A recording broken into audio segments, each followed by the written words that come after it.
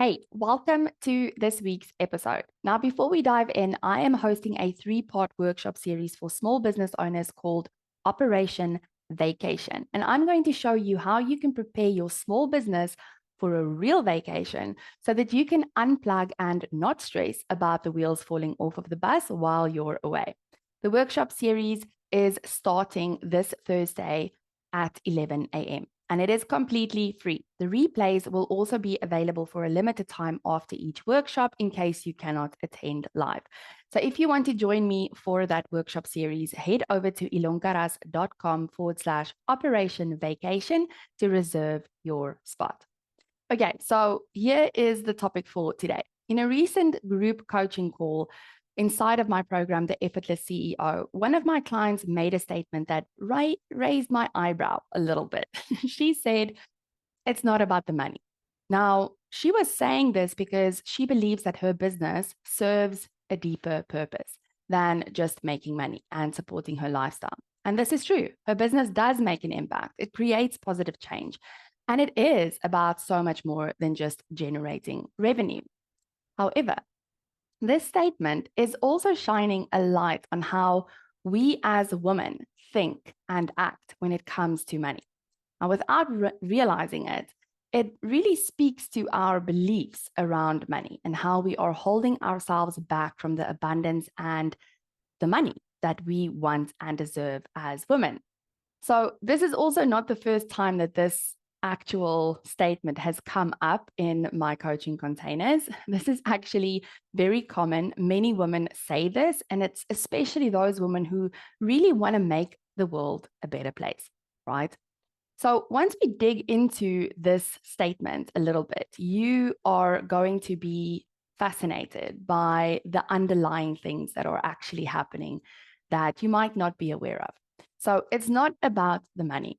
It's actually more of a justification, right? It's a smokescreen for those underlying beliefs that hold us back and that keep us small, especially as women in business. Now, if we dig into our history a little bit, we can clearly see how social conditioning and how we were raised and are still raised as women today, how all of those things impact our relationship and our confidence when it comes to money. In South Africa, up until 1994, not all women in this country were even allowed to vote. Now, white women did have the right prior to 1994, but women of color did not have that privilege. Married women were legally considered minors, requiring their husband's consent for contracts and accessing credit. And this is something that happened globally, right? Not just in our country.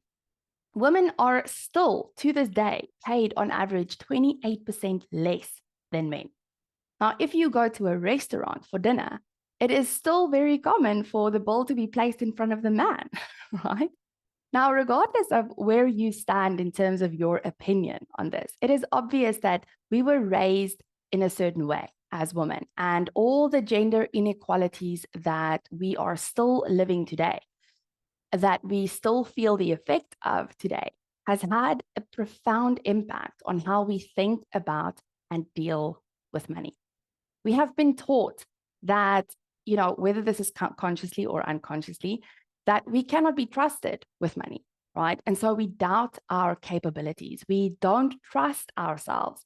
We tell ourselves that we aren't good with money. So when a woman says, it's not about the money, I always want to know more.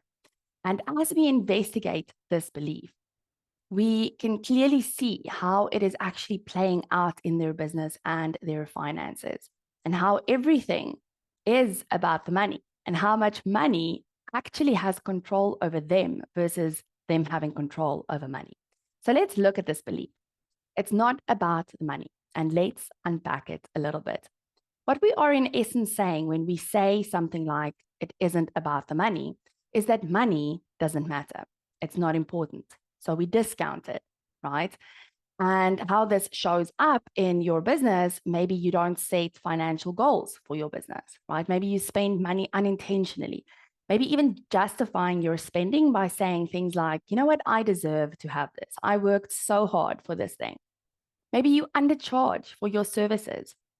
Maybe you avoid having financial discussions, avoid looking at the numbers inside of your business, right?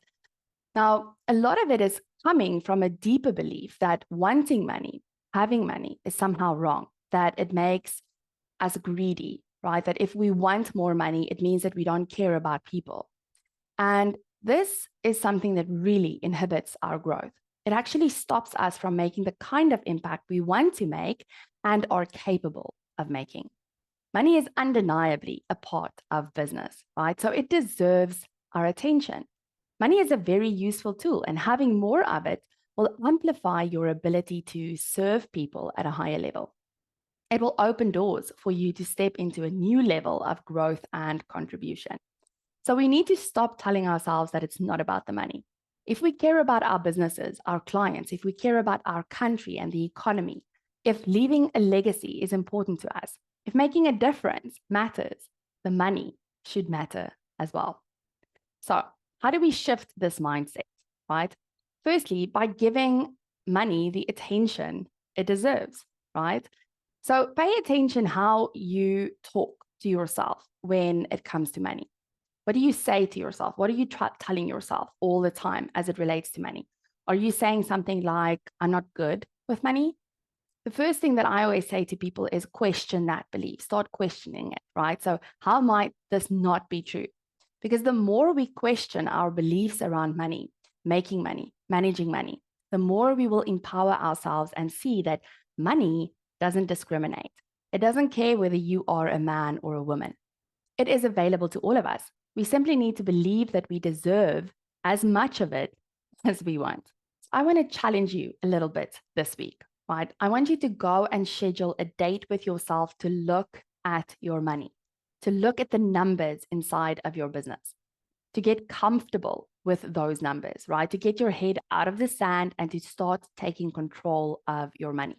So you can do this very simply by looking at the last 30 days in your business and finding the numbers to know how much money came in and how much money went out. It's really simple. What came in and what went out, right? So your income and your expenses.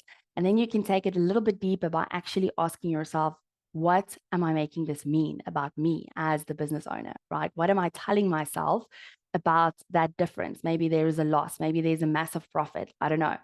What are you telling yourself? What are you making it mean? What are your thoughts about the money that came in or didn't come in and the money that went out, right? What are your thoughts about that? That is how we start to shift this belief and to build an empowering story around our money. Thank you so much for tuning into this week's episode. I will see you again next week.